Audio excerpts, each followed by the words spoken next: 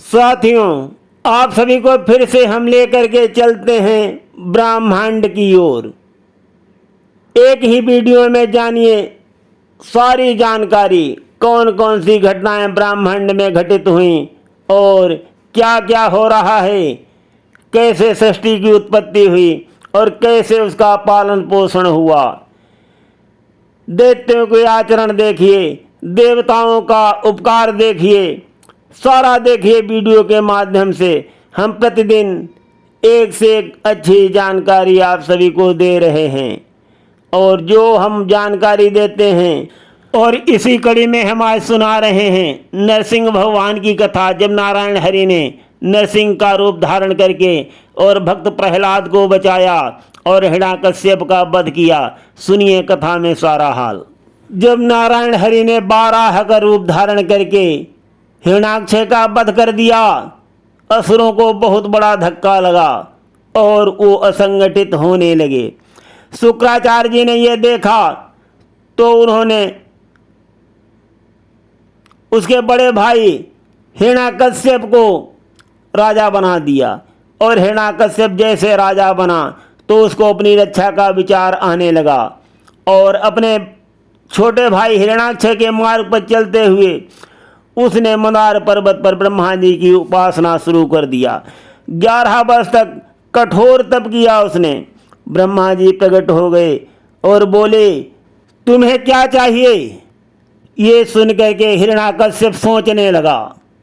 वो सोचने लगा, उसने अपने भाई का अंत होते देखा था। हिरण्याकश्यप के मन में बार बार यही विचार आ रहा था।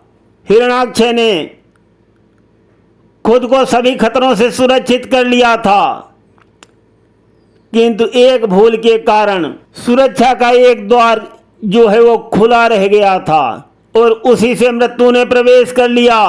और मैं ऐसी भूल नहीं करना चाहता, मैं उस भूल को दोहराना नहीं चाहता। मैं पूर्ण रूप से सावधानी बरत करके ही वरदान मांगूंगा, यही वो विचार कर रहा है।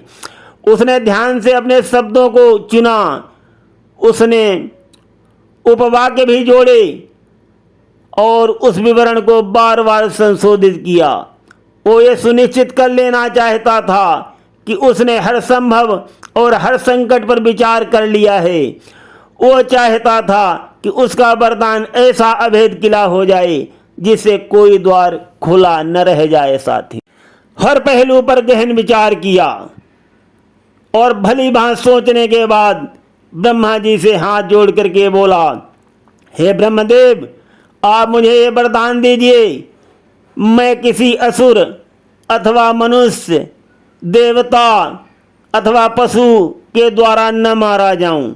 मेरी मृत्यु न दिन में हो, न रात में हो, न घर के अंदर हो, न घर के बाहर हो, न आकाश में हो, न धरती में हो, न जल में हो, न थल में हो।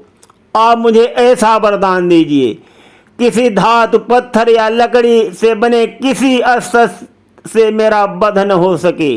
मुझे यही वरदान दे दीजिए। ब्रह्मा जी बोले, तुम संतुष्ट हो पूरी तरह से?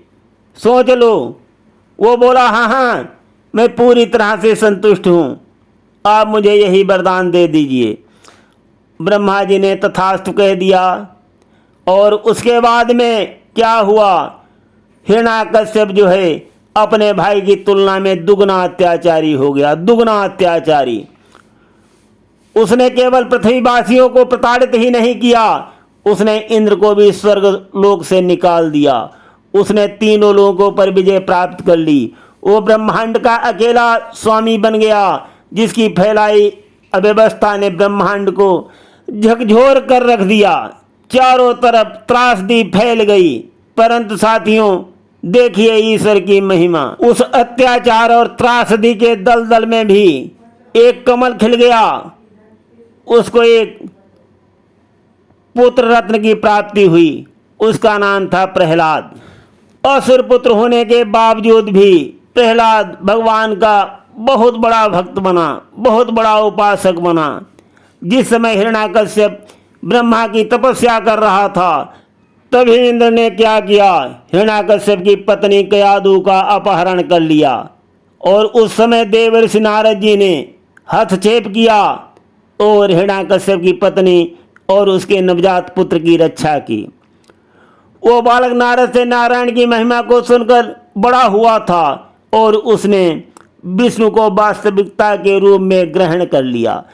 तपस्या के उपरांत हिरण्याकश्यप जब लौट कर आया तो उसने प्रहलाद को दैत्य वंश के बारे में ज्ञान प्राप्त करने के लिए शुक्राचार्य जी के पास भेजा, परंतु बालक भगवान विष्णु का नाम जपता था, इसलिए शुक्राचार्य जी के पास उसकी शिक्षा नहीं हो सकी और वो वापस लौट आया।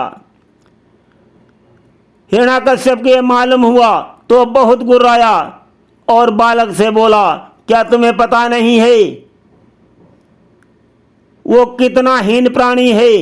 वो स्वयं को देवता कहता है, जब उसने मेरे भाई को मारने के लिए एक तुच्छ पशु का रूप धारण किया था, बाराह का रूप उसने धारण किया था मेरे भाई को मारने के लिए, और तू उसको भगवान कहता है।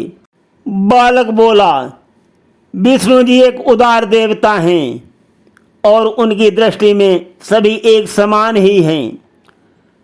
हिरण्याकश्यप बोला, तुम अपने वंश का अपमान कर रहे हो, हमारे शत्रु का नाम लेना तुम्हें किसने सिखाया? प्रहलाद बोले, स्वयं भगवान विष्णु ने, क्योंकि वे ही शिक्षकों के शिक्षक हैं, शासकों के शासक हैं, धर्म अर्थ काम और मोक्ष प्राप्त करने के मार्ग के एकमात्र प्रदर्शक वही हैं। ये सुनकर के असुर जो है वो आग बबूला हो गया। हिरण्याकश्यप क्रोध से लाल हो गया। समूचा ब्रह्मांड उसके सामने झुकता था, किंतु उसका अपना ही पुत्र उसके प्रभुत्व को अस्वीकार कर रहा है। उसने प्रहलाद के मन में से भक्ति निकालने की हर संभव कोशिश की, किंतु वो असुर असफल रहा।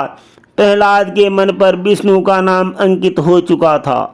कुछ दिन बाद हिरण्याकश्यप ने प्रहलाद से उसके जीवन का उद्देश्य पूछा, तो भी प्रहलाद का उत्तर नहीं बदला। जब बहुत ही डांट और फटकार से भी बालक नहीं बदला, तब हिरण्याकश्यप सोचने लगा और बुद्धिजीवियों को उसने लगाया कि बालक को प्यार से समझा करके देखो, हो सकता बालक समझ जाए।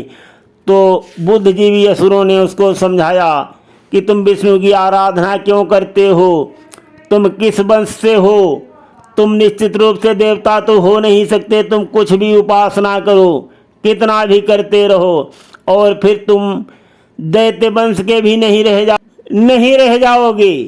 तुम विष्णु की स्तुति क्यों करते हो? सबसे बड़ा तो देवता तुम्हारा स्वयं का पिता है, वही तीनों लोगों का कर्ता धर्ता है।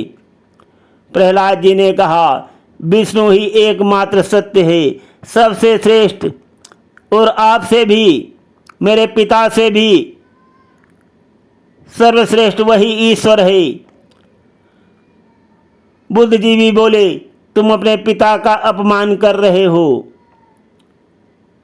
वो बोला, मैं उनकी स्तुति कर रहा हूं जो हम सबके पिता हैं। इस प्रकार से सभी बुद्धिजीवी भी समझा करके हार गए। तब उन्होंने हिरण्याकश्यप से जा करके कहा, वो बालक नहीं बदल रहा है, वो नहीं बदल सकता। तब हिरण्याकश्यप जो है वो प्रहलाद के ऊपर दांती पीसने लगा और मृत्युदंड का आदेश दे दिया, परंतु दैवीय रूप से ये भी असंभव हो गया। दैत्यराज के सैनिकों ने प्रहलाद को हाथियों से रौंदने के लिए सौंपा,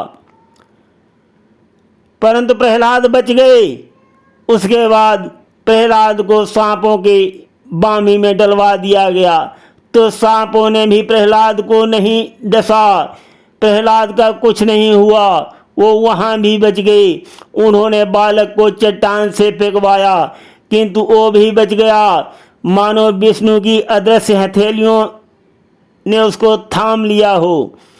उसने प्रहलाद को समुद्र में फेंकवाया, लहरें उसे वापस तट पर छोड़ गईं।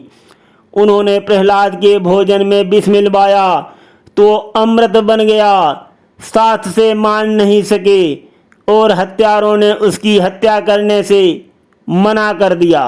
असुरों ने प्रहलाद को मारने के लिए जितने भी षड्यंत्र रचे सब फेल हो गए। तब उसने बहुत ही क्रोध करके एक कृत्या नाम की राक्षसी को बुलवाया और कहा कि प्रहलाद के प्राण ले लो। किंतु वो राक्षसी ने त्रिशूल चलाया प्रहलाद के ऊपर और वो त्रिशूल जो है प्रहलाद का शरीर स्पर्श करते ही चकनाचूर हो गया, टूट गया।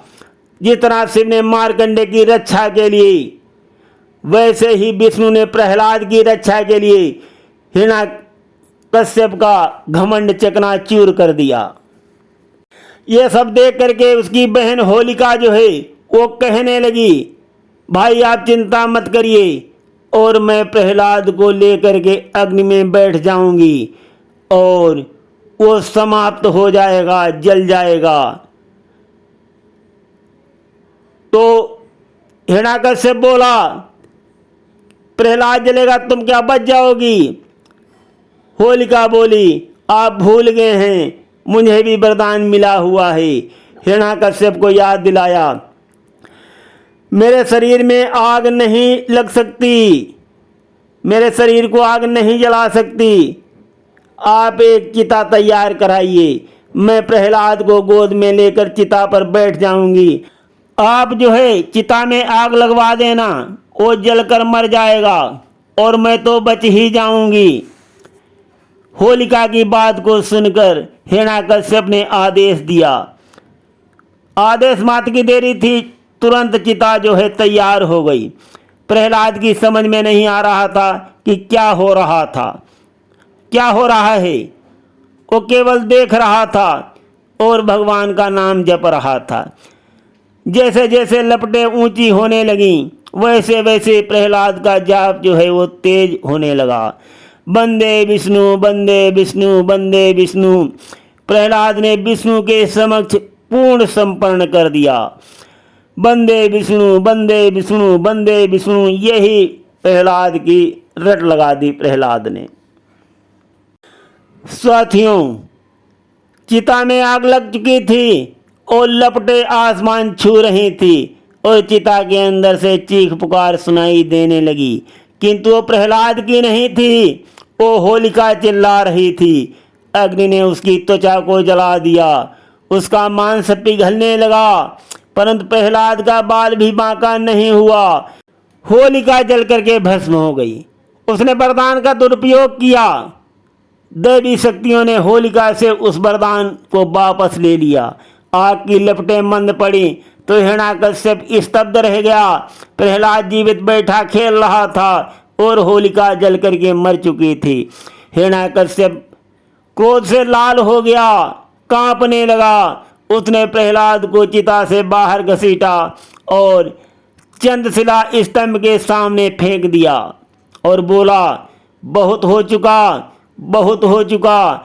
लगता है अब मुझे अपने हाथों ही तुम्हारे जीवन का अंत करना पड़ेगा और तभी ये संभव हो पाएगा।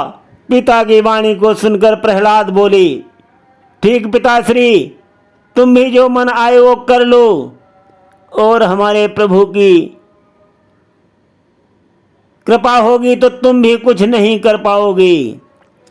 हिरण्यकश्यप बोला, मैं तुम्हें इस खंबे में चौतरफा से बांध देता हूं और तुम्हारी आंतें जो हैं बाहर निकाल लूंगा।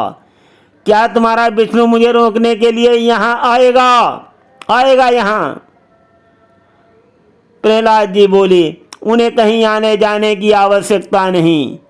मुस्कुराने लगे, वे तो सर्वत्र व्याप्त हैं, वे हर जगह मौजूद हैं, हर तत्व में हैं, हर कोशिका में हैं, आप में हैं और मुझ में हैं, खंभे में भी है। हिरण्यकश्यप बोला, खंभे में भी? प्रहलाद बोले, हाँ हाँ, खंभे में भी हैं। ये सुनकर हिरण्यकश्यप ठहाका लगाकर हा हा हा हा करके हंसा।